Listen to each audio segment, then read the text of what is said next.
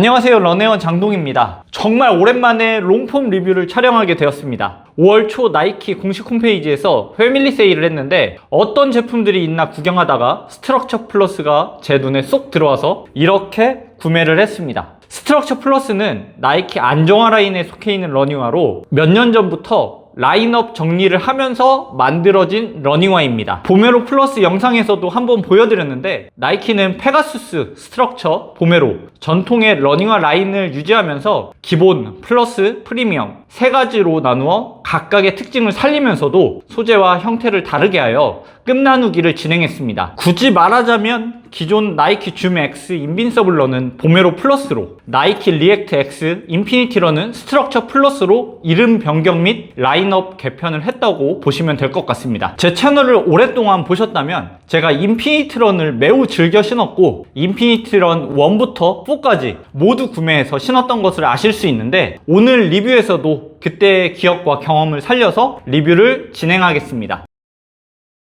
스트럭처 플러스는 에어맥스 90이나 허라치와 비슷한 느낌의 실루엣으로 날렵하고 얄쌍한 일반적인 러닝화보다는 일상화에 더 가까워 보이는 아주 익숙한 디자인의 러닝화입니다. 어퍼는 엔지니어드 메쉬로 얇지만 늘어나지 않고 빳빳합니다. 보메로 플러스와 거의 비슷한 느낌이지만 내부에 천을 한 겹 더 덧대지 않았고 토박스 전면과 측면 모두 속이 비치게 구멍을 뚫어서 통기성에 신경 쓴 모습입니다. 엄지발가락과 새끼발가락 부근에 푸마 파워테이프처럼 어퍼를 보강하여 발이 바깥쪽으로 밀려나가지 않고 신발끈과 함께 발을 더 잘 잡아주도록 구주상골이 닿는 신발 내측은 아주 단단한 소재를 사용하여 신발이 무너지지 않도록 설계했습니다. 힐 카운터는 기본적으로 단단하지만 안정화라고 해서 다른 러닝화에 비해 특별히 더 단단하게 만들진 않았습니다. 하지만 미드솔과 어퍼가 접합되는 이 부분과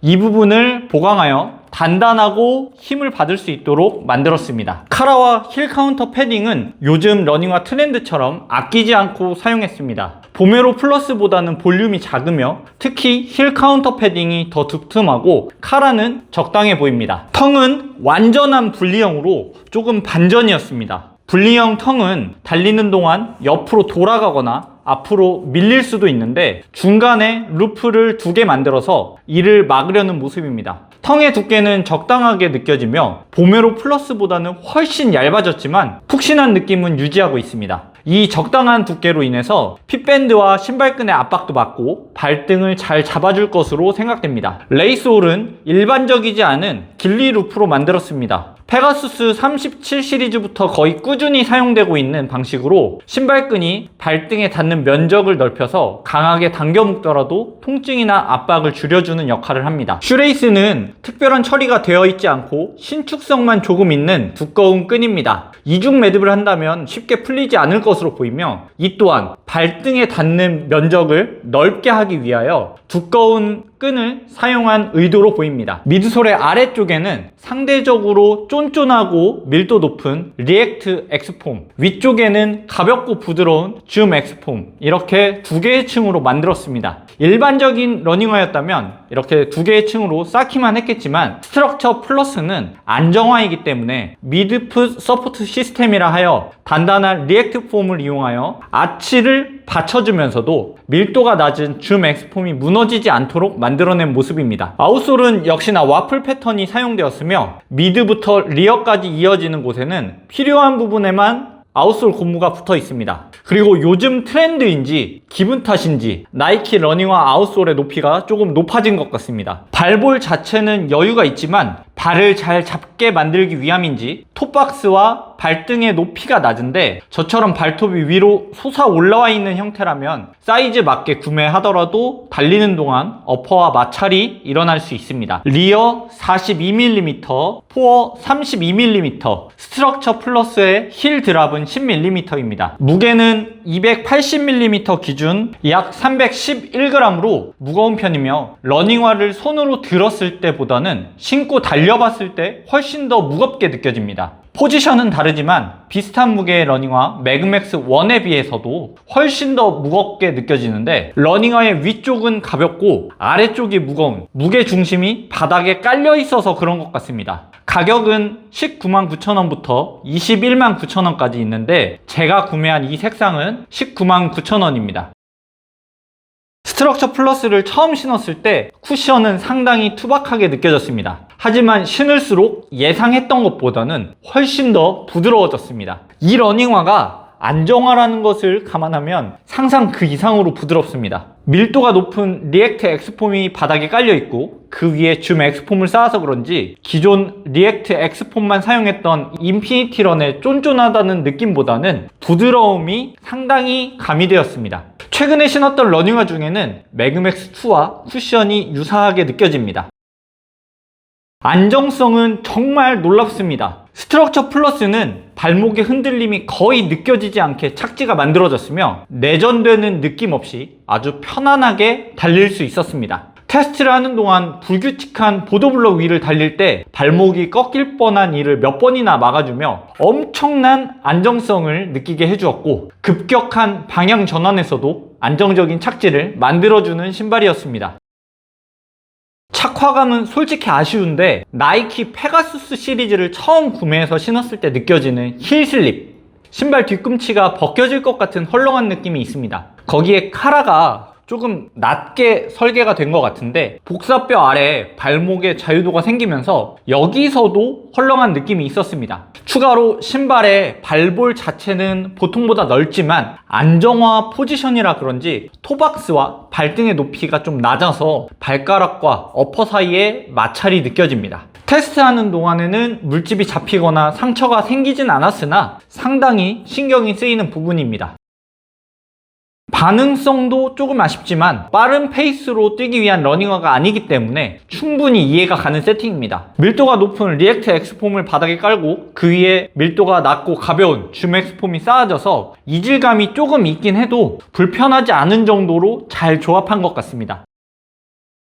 반발력과 추진력은 안정화라는 포지션상 그렇게 좋다고 느껴지지 않습니다. 특히 나이키에서 자랑하는 평지를 달리더라도 내리막을 달리는 느낌을 준다는 로커 디자인이 스트럭처 플러스에는 적용되지 않은 모습이며 로커 디자인이 적용되었던 인피니티런과는 다르게 페이스를 조금이라도 올리려 하면 누가 뒤에서 잡아 당기는 듯한 느낌을 주며 페이스를 올리고 유지하기 정말 힘들었습니다. 피로도는 낮은데 높다고도 생각이 됩니다. 이게 무슨 소리냐 하면 신발 자체에서 오는 안정성이 기본적으로 좋아서 중심을 잡기 위해 많은 신경을 쓰지 않아도 되고 충분히 부드러운 쿠션이 있어서 충격에 의한 피로도는 낮다고 느껴집니다. 하지만 신발의 도움으로 신발의 반발력으로 뛴다기보다는 근력 자체만 사용해서 뛰다 보니 조금이라도 페이스가 올라가면 신발의 도움이 거의 느껴지지 않기 때문에 근육의 피로도는 높게 느껴졌습니다. 통기성은 얇은 어퍼의 사용으로 보메로 플러스보다는 확실히 좋아졌습니다. 조금 아쉬운 부분이 있다면 텅이 두툼하다는 점인데 만약 스트럭처 플러스의 텅을 이보다 더 얇게 만들어서 통기성을 더 챙겼다면 발등의 압박과 통증 때문에 착화감이 정말 불편했을 거라 생각합니다. 접지력은 상당히 아쉬운데 포어풋에서 미드풋으로 이어지는 와플 패턴의 아웃솔이 미끄러웠고 일반 보도블럭이 아닌 화강암, 대리석 같은 재질의 바닥을 지날 때에는 노면을 잡고 있는다는 느낌을 거의 받지 못했으며 조금이라도 노면이 젖으면 쭉쭉 미끄러지는 것이 느껴졌습니다. 비슷한 재질의 페가수스 아웃솔에 비해서도 더 미끄럽기 때문에 비 오는 날에는 절대 신으면 안 되는 러닝화라고 생각하시면 됩니다. 제가 안정화 스트럭처 플러스를 구매한 이유는 최근 라이브 스트리밍을 시작하게 되면서 트랙이나 정비가 잘 된 산책로에서 운동을 하기보다는 인도에서 시티런하는 빈도수가 많아졌고 불규칙한 보도블럭 위에서 안정성 확보를 하기 위함이었습니다. 안정화라고는 하지만 스트럭처 플러스는 제 예상보다 훨씬 더 부드러운 러닝화였으며 인피니티런 전도사였던 저에게 있어 아주 큰 업그레이드로 다가왔고 앞으로도 즐겨 신을 것 같습니다. 저는 스트럭처 플러스를 러닝을 처음 시작하려는 분, 아직 본인의 러닝이 만들어지지 않은 초보 러너, 저처럼 유연성 평발이나 아치가 무너져서 내전이 생기는 분들께 강력 추천하고 싶으며 쿠션도 상당히 좋기 때문에 본인의 발목이나 무릎이 약하다고 생각하시는 분들은 메인 조깅화로 구매하셔도 될 만큼 아주 좋은 러닝화라고 생각합니다. 다만 199,900원에서 219,000원으로 형성되어 있는 가격은 조금 비싸다고 생각을 하며 할인 기간이나 아울렛에 물건이 풀려서 15만원 이하로 구매할 수 있다면 정말 괜찮은 가격이라 생각합니다. 오늘 영상은 1km당 4분 40초에서 5분 40초 페이스에서 테스트를 했으며 80km 정도를 신으면서 느낀 점을 이야기한 영상입니다. 궁금한 점은 댓글 달아주시고 롱폼 영상이 업로드되지 않더라도 라이브 스트리밍을 꾸준히 진행하고 있으니 생각날 때 한 번씩 들어오셔서 채팅 한 번씩 쳐주시면 감사하겠습니다. 앞으로 새로운 러닝화나 새로운 러닝 아이템을 구매하면 언박싱과 프리뷰는 라이브로도 진행이 되니까 구독과 알림 설정 꼭 해주세요. 오늘도 영상 시청해주셔서 감사합니다.